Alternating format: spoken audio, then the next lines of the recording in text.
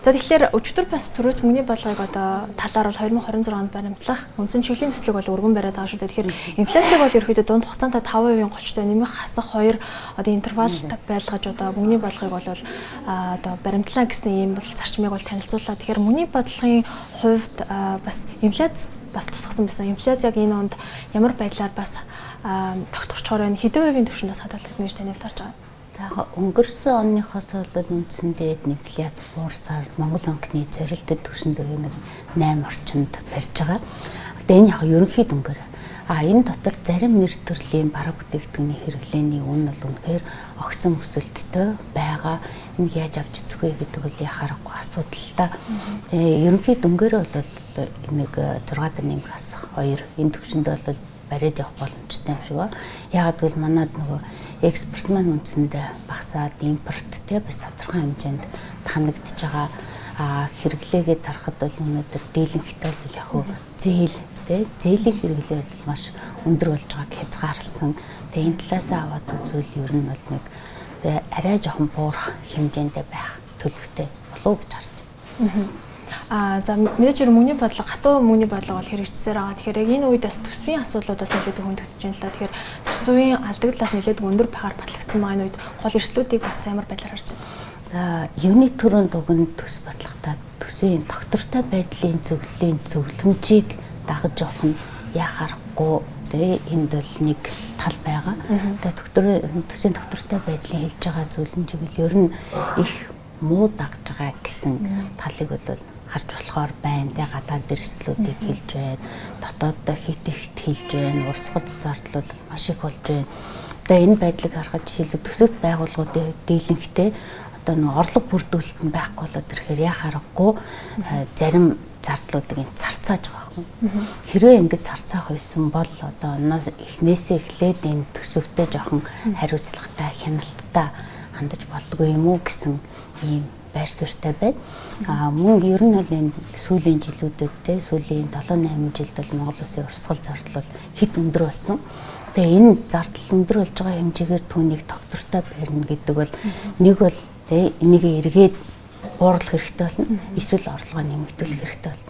Гэтэл орлого талаас харахаар энэ чи яхаарахгүй өнөөдөр дэлхийн зах зээл дээр нүүрсний өнд буураад алтны өнд өсөж байгаа ч гэсэн гол орлого олж байгаа салбарын маань хэлбэлцэл их байд. Тэгээ Монгол улсын төсвийг одоо хүнд үед гол төлөөлөл оюутлага авч явж шүү дээ тийм ээ. Тэгээ оюутлагаа ч гэсэн одоо төсвийн бас тодорхой хэмжээнд тэгээ хувь нэмэр оруулсан хэвээрэл байна. Тэгвэл энд гол нь эргээд аж ахуйн нэгжүүдийн төлж байгаа энэ татвараас багцлсан нөгөө талаар засгийн газар өөрөө бонд гаргаж байгаа зээл авч байгаа гэдэг энэ олон талд тэнцвэржүүлсэн төсвийнхээ зардал талд илүү хяналт авах хэрэгтэй болоод байна. Ингэж чадахгүй байгаа учраас л өнөөдөр яхаарахгүй мөнгөний хатуу бодлого яваад байна л да. Одоо мөнгөний бодлогын бас зорилтууд засгийн газрын одоо хэрэгжүүлж байгаа бодлоготой бас хэр одоо уялдаа холбоотой сайжилж байгаа гэж таны тарж байна. Монгол банк бол их бие даасан бодлогыг яхаарахгүй явуулах ёстой. За тэгээ энэ бодлого бол төсөвдөр бас тодорхой хэмжээгээр хоёр талаасаа нийлж явуулчихад байна л да.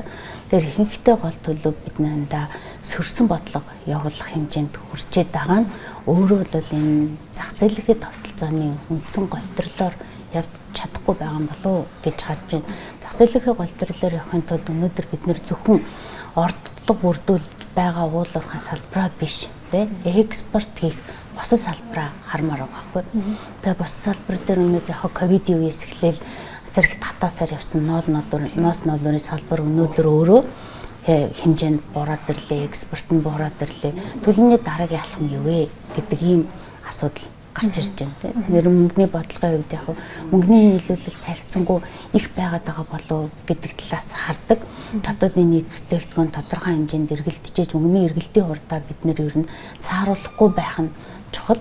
Гэтэл гол асуудал нь яг энэ үндсэн онлынхаа чиг баримтлалаас илүү засгийн газрын явуулж байгаа бодлоготой яаж нийцэх вэ гэдэг талаас бас гараад байна. Гэхдээ альтернатив хувилбарууд зэрэг явах нь зөв баг.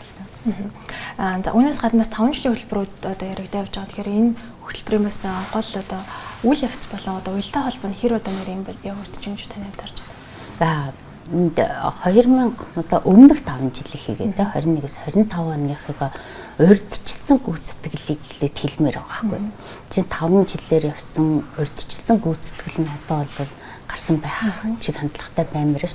Тэгэхээр урьдчилсан нэгдүгээр урьдчилсан гүйцэтгэлээ өнөөдөр ярихгүйгээр шууд 26-аас 30 онд юу хийх вэ гэдгээ ярьж байна те. 26-аас 30 онд хийж байгаа нь алсын хараа 20-50 гол төлөв аваа явчихж байна. Тэгээ эндээс харахаар алсын хараа 20-58 асуудлаар ингээ аваад үзэхлээр энэ чиглэл сарнсан харагдаж байгаа байхгүй. 8 чиглэлийг зэрэг авч явна гэдэг чинь одоо эдийн засгийн хувьд хэр боломжтой вэ гэдэг. Тэгээ эндээс аль нэг нь уйл татаж тэгээ бусдыгаа уйж авах хэрэгтэй болов. Тэгээ энэ талаас харуул өрсөлдөх чадварыг дээшлүүлэх гэдэг нь мэдээж бусдыгаа бол илүү аваад явах байх л та. Дараагийн нэг асуудал нь энэ 26-аас 30 оны Монгол Улсыг хөгжүүлэх үндсэн чиглэлийг ярихтаа ихэвчлэн төсөв яаж хуваарлагдах вэ? Төсөв яаж тэгээд зарцуулагдах вэ гэдэг талыг гаргаж ирээд байна. Тэгээ харахад тэр чигсаа бичсэн арга замыг харахад арга зам үйл ажиллагаа хоёр холилдсон. Тэр энд нэг жоохон хийх гэж байгаа ажилд нь дахиад нэг хянан шалгах ажил байгаа юм болов гэж харж байна. Тэгээ 3 дугаарт ер нь яам болгон 5 жилд юуг харах вэ гэдгийг биш, юуг хийх вэ гэдгийг ингэж хасаагаад байгаа байхгүй. Тэр жил болгон л хийдэг ажил. Тэгээ жил болгон хийдэг ажил 5 жилд хийдэг ажил мөн үү? Тэр 5 жилдээ яг юу чараад байгаа юм бэ гэдэг. Тэгээ дараагийн асуудал нь яг одоо энэ 2026 оны төсөв тэгээ цаашаа 30 он хүртэл Монгол Улсын боловсрал эрүүл мэндэд илүү анхаарна гэдэг. Тэгээ энэ 26 оны төсөв одоо хүн төвтэй мега төсөл. Энэ одоо ямар утгаар хүмүүст харагдах вэ гэдэг. Тэгээ магадгүй нэг тайлан гаргаж болно. Гэхдээ яг хүн төвтэй гэдэг чинь яг юугаа хэлэх гээд байгаа юм бэ? Өнөөдөр дундаж давхраг дээр өнөөдөр бид нэр яг орлогоо хэвийн төвшөнд хүртэл тэгээ бөөгнөрөж ингээд дундаж орлогоо үнэхээр бид нар авч явж чадчих юм.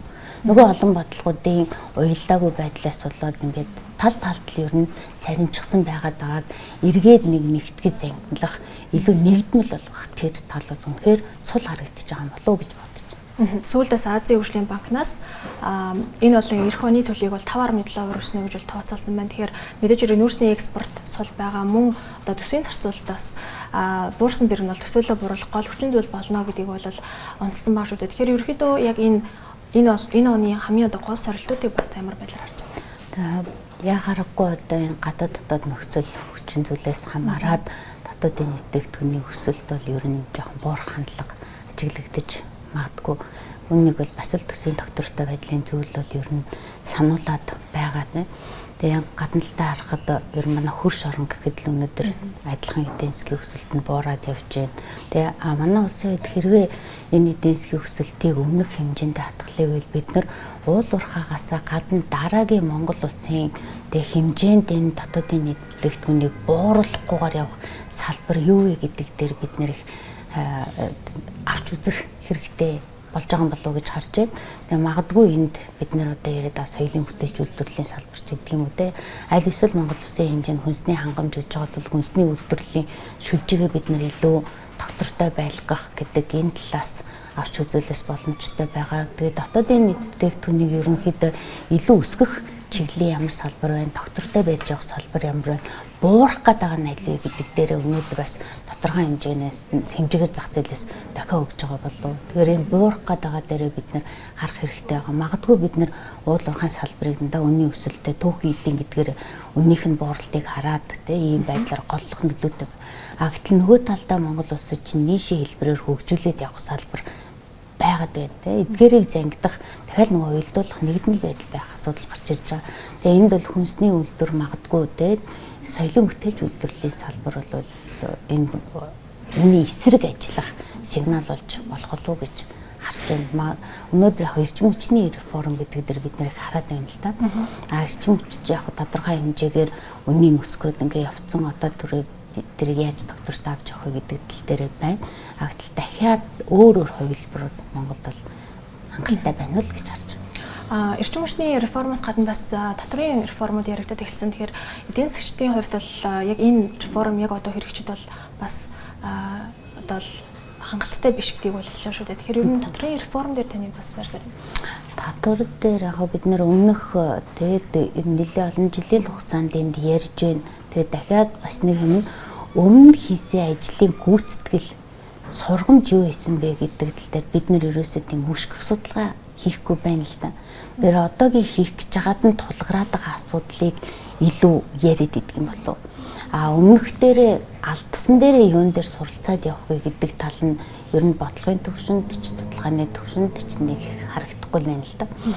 Татвар дээр мэдээж өнөөдөр хүн амын орлогын албан татвар нөөт тий аж ахуйн нэгж байгууллагын албан татваруудад үнээр гол хувийг бүрдүүлдэг. Тэгээ нөөт төр гэхэд л өнөөдөр олон асуудал байна тий энэний хувийг бууруулъя гэдэг ийм шаардлагач байдаг. Гэхдээ эдгээрээ үр дүн нь өмнөх үеэс эхлээд одоо эн чинь нэгдсэн үрдгийн албан татвар гэдэг чинь бараг 10 жил явчлаа шүү дээ. Тэгэхэд 10 жилийн үр дүн нь юу исэн бэ гэдэг бид нар дандаа өсөлтийг нь хараад идэг юм шиг байна. Өсөлтийн хувь нь одоо дискретив байдлаараа юм байлаа гэдэг талыг бол хэлж болж байна. Гэтэл тэр дунд чинь нэг тэрийг дискрет болгосон, бууруулсан, нэг тодорхой хэмжээнд зогсооцсон нэг үйлдэл үзэгдээд байна да үзэгдэл. Тэр нь юу исэн бэ гэдэг талаасаа энэ талыг нь харуулахгүй болохоор хүмүүсийн байр суурь их ялгаатай харагдаад байгаа юм болов. Тэр ямар ч тохиолдолд бол бид нэр өнгөрсөн үедээ юун дээр алдсан осноо л илүү дүгнээд цэгнээд явбал энэ татварын реформыг бол цаашаага ихэд явах боломжтой байна. Татварт хамрагдахгүй бүлэг байгаа байхгүй.